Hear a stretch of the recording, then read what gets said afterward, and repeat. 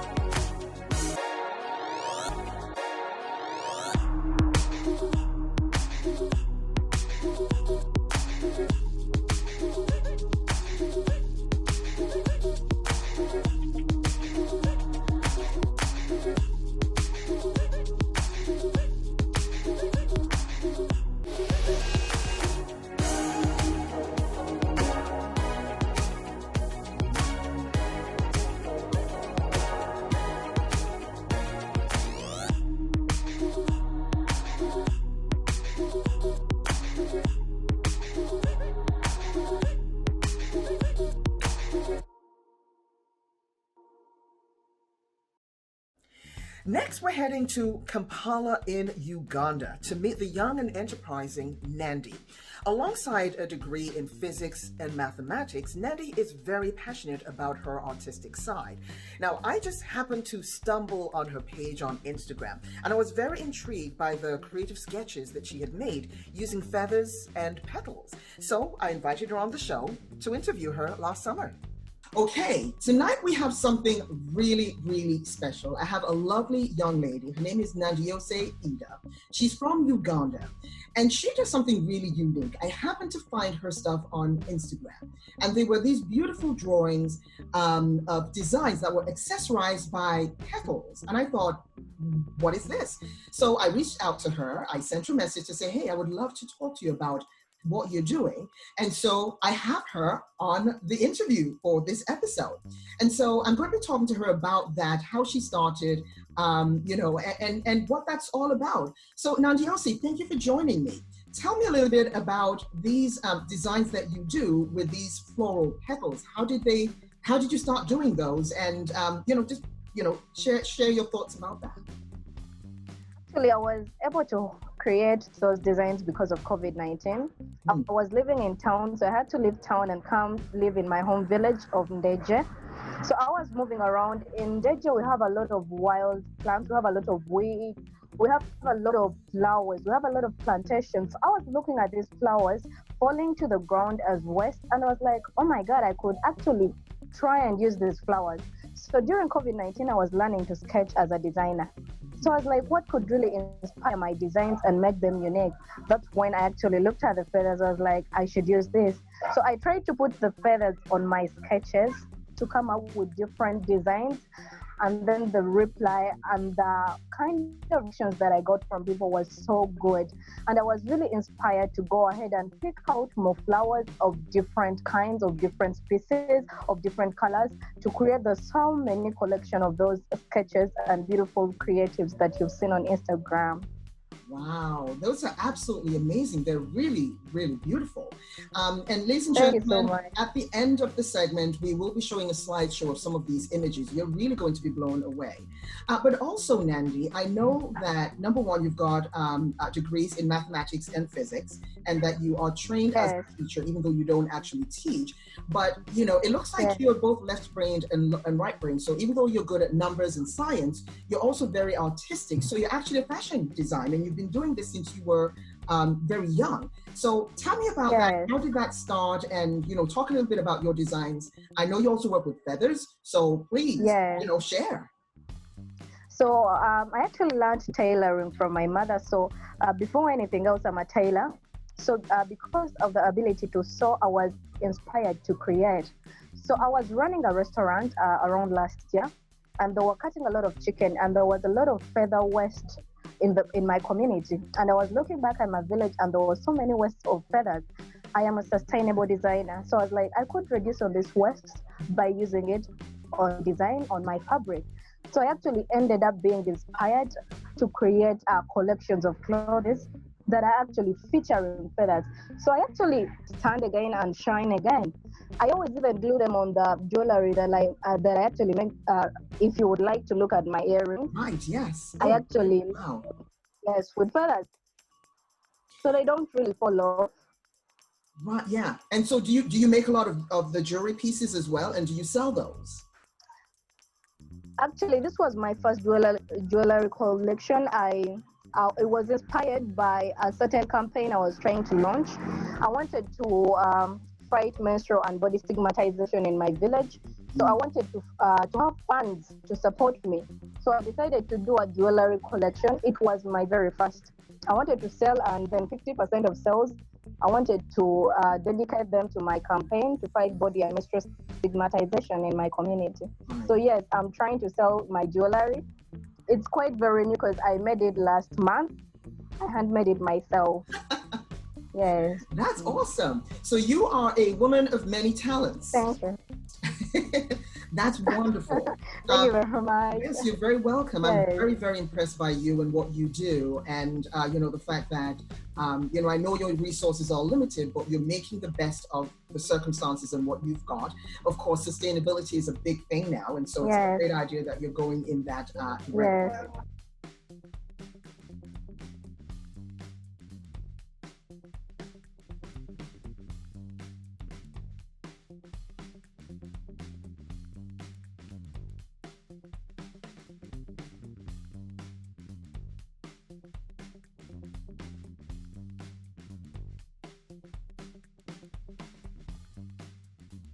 Okay, now we're heading to East Greenwich, Rhode Island to meet the very impressive young lady, Isis Langer Wright. Isis and her dad, Alan, started an organization to help fund the elimination of illegal hunting and poaching of endangered animals all around the world. The story of how this all came together was really very sweet, and it's so heartwarming to see someone so young spearhead such a valuable mission. Check this out. Hi, my name is Isis Langer Wright, and I am 12 years old. My parents, they sent me to a graphic designs camp when I was around 10 years old, and on the last day of the camp, the administrator asked us to design a t-shirt. So I found these like 4 elephants online, and I put them on a t-shirt, and then I combined two words, which is my dad's favorite animal, elephant, and Pa, as in dad.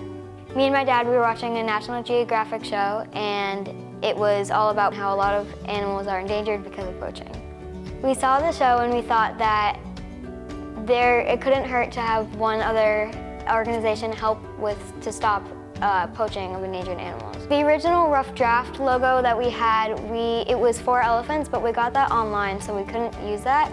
But then we worked with somebody and we finally got this logo here.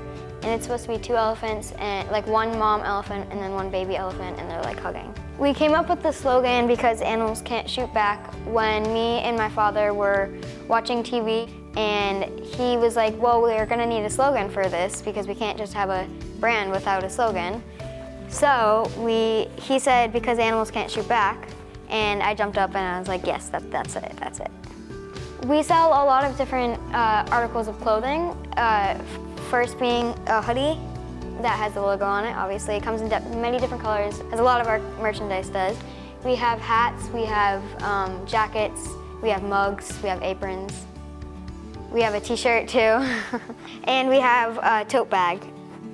The money from Elepa that we gain or earn goes to the top 5 organizations that help stop poaching all over the world.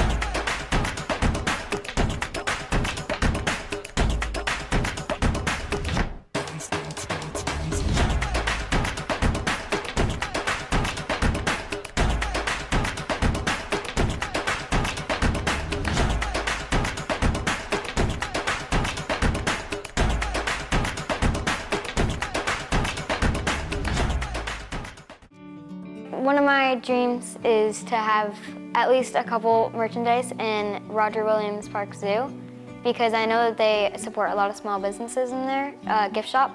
I would say to everyone watching this that every t-shirt or anything that you buy right now, your proceeds will go to support our mission to help save endangered animals all over the world. You can go to our website, which is www.elepa.org. Elepa is spelled E-L-E-P-A.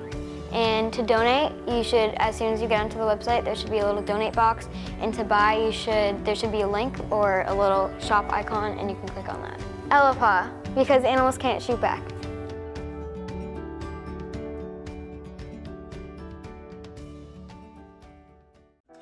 Next, we head back up to Massachusetts to see the latest collections of Pam's Pashminas and exotic scarves. We had Pam on the show last season showing us different ways to wear our scarves, and we just had to have her come back because her stuff is just so beautiful. Pam started her business back in 2001, and over the last 2 decades, she has crisscrossed the globe looking for the most stunning and unique scarves and fabrics. And Pam is very quick to spot trends. She's got a keen sense of style. So she's able to, bring you sophisticated, trend-setting scarves, all at an affordable price.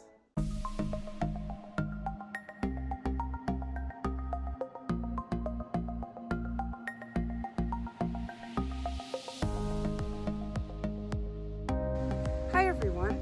I'm so happy to share with you my peace scarf on this beautiful New England day. The peace scarf has 3 words, peace, and on the other end it has love, and in the middle I have joy around a beautiful, joyful heart. These are my intentions for the world, and I designed them putting into a scarf the most beautiful little signs like my hearts and my flowers and my suns. And the scarf is crafted on your favorite fabric. It's the mix of the beautiful merino wool from Australia and a touch of silk to make it soft and pliable. And also, because you've asked, I've made it a little bit narrower so that you can wrap it around your neck and be very comfortable when you wear it.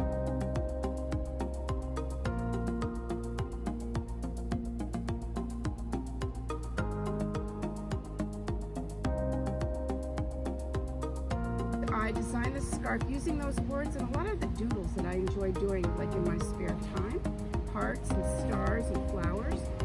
And this scarf is great because it's made on this beautiful mix of Australian merino wool and silk. And it's not very wide, it's like 22 inches wide, and you can very easily wrap it around your neck and wear it with a jacket or a really pretty dress.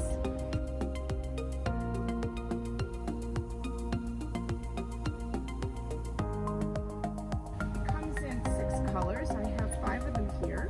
You can find these in the other color at pamspashminas.com.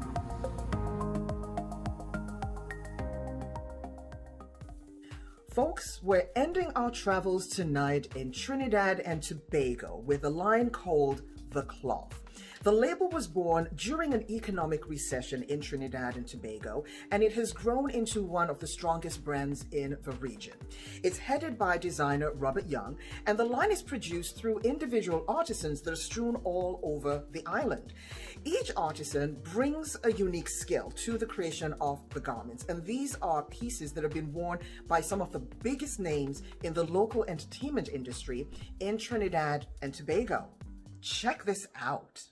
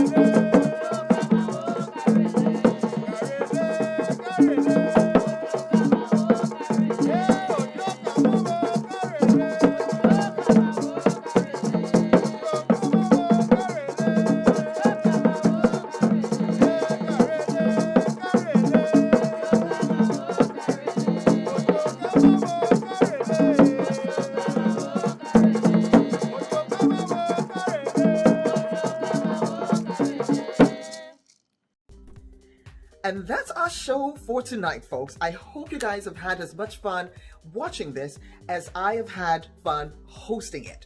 Thank you again for spending time with me tonight. Be sure to follow us on Facebook, Instagram, Pinterest, and YouTube so that you can rewatch any of the episodes, catch up on clips, and stay updated on what's coming in the future episodes. And also be sure to check out our new website, www.fashionfetinternational.com, so you can go and shop some of the pieces that you have seen on the show and learn more about the designers that we feature. Now, ladies and gentlemen, you've been watching this now hopefully for a few episodes, so you kind of have an idea of what it is that this show is all about. So if you know a designer that you think would have some great stuff to show us, or if you have a wardrobe styling tip that you would like us to address, please send me an email. We have a new email address. It's hello@fashionfetinternational.com. It's on the screen. Write it down. Send me an email. I would love to hear from you, hear your thoughts. Just let me know how you think we're doing, and so I know what direction to take the show if there's anything else that you'd like to see. But thank you again for watching, and I'll see you next week.